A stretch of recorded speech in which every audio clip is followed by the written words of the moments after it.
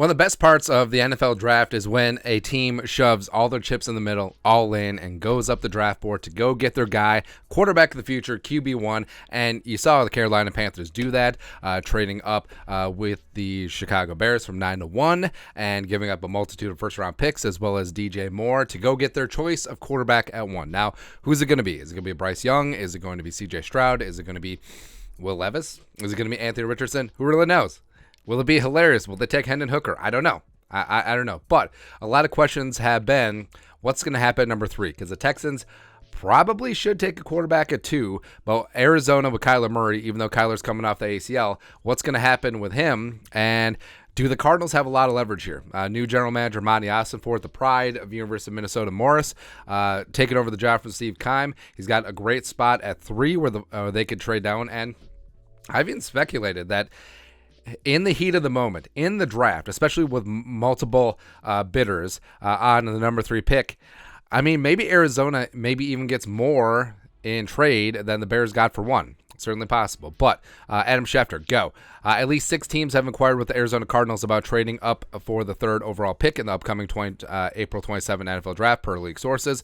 Cardinals are still mulling whether to move the pick or make it. I think 100% they'll trade it, even though, yes, could take Will Anderson, could take Tyree Wilson, could take Jalen Carter in this spot. But I think Ossenfort, I think he's going to value those picks. And Arizona is a full teardown and a rebuild. So, yes, I think 100% they're going to trade the pick here. Now, our guy Benjamin Solak was speculating what teams could come up. The Raiders, Titans, Colts makes sense. The Lions and the Falcons maybe. And then Josh Norris, NBC Sports, chimes in. Darkhorse, Vikings. Because if you want to get nuts, let's get nuts, man. Of course, the Vikings would be moving up for one of the big 4 quarterbacks. I think there's a chance that Richardson could go 1, but I think Bryce Young is going to be the pick. I think CJ Stroud to the Texans at 2 makes sense. So basically, the Vikings are coming up for Anthony Richardson, where Levis is in that mix, but I think there's a clear difference between Richardson and Levis. I think the ceiling is higher on Richardson, and Levis does have a decent ceiling as well, but it's not as high as Richardson. And also, the juice potentially could be worth the squeeze of rolling the dice and gambling. And Kwesi would have to pull off some Kevin Costner draft day stuff for sure, because the Vikings coming up from 23, that's a big-ass jump. Up from 23 to 3, 20 spots in the first round, and also with several other teams bidding, price is going to go up. And you look at the Raiders jumping up from 7, not too far. The Colts swapping spots so that no one leapfrogs them at 4 makes sense. Seattle potentially moving up. The Lions. You look at the Patriots. You look at the Titans at 11. Yeah, those all make sense. But the Vikings moving all the way up, it's going to cost you. It's going to cost you. And just making this happen, it's not going to be cheap, man. So just hypothetical trade.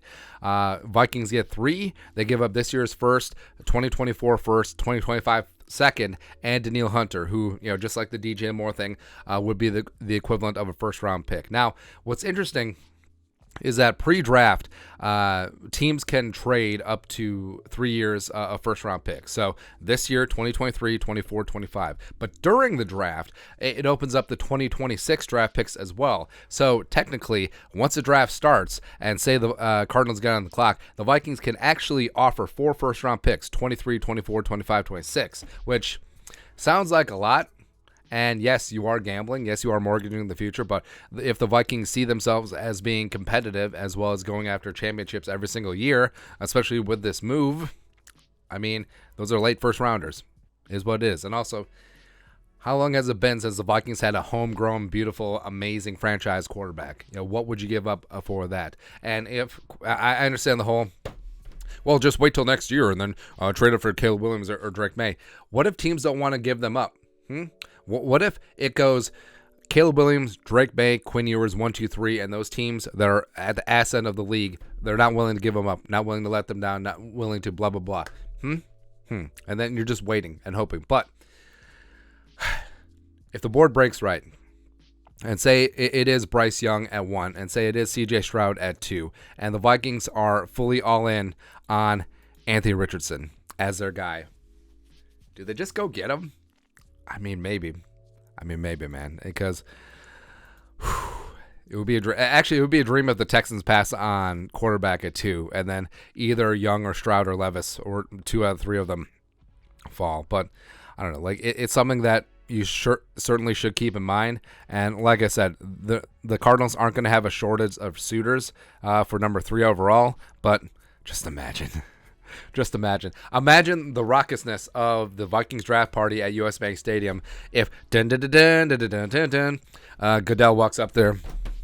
There's been a trade. The Minnesota Vikings have traded up from 23 to 3 and are currently on the clock. Man, and again, if Kwesi and Kevin O'Connell deem that one of these jabronis are the guy, go get him. Go get him. Have them apprentice for Kirk Cousins for a year, and then let's go. Like, I like the upside gamble of Richardson. I like the floor of Stroud. Also, I think he's got a decent ceiling as well. I think Bryce Young is going to be just fine. Like, even though Bryce Young walks around at 185, I think that his innate skill set and distribution of the football, I think that will always have a spot in this league. And I'm not concerned about the height. I'm not concerned about the frame. So I think all 3 of these guys would be fine. And then Will Levis is also a guy. So there you go. But your thoughts are thoughts. Should the Vikings trade up to number 3 overall? Question mark. Let us know in the comment section below. Subscribe for daily Vikings takes. Want to support the work? Put a little something in the Venmo. But till next time, Skol, production value.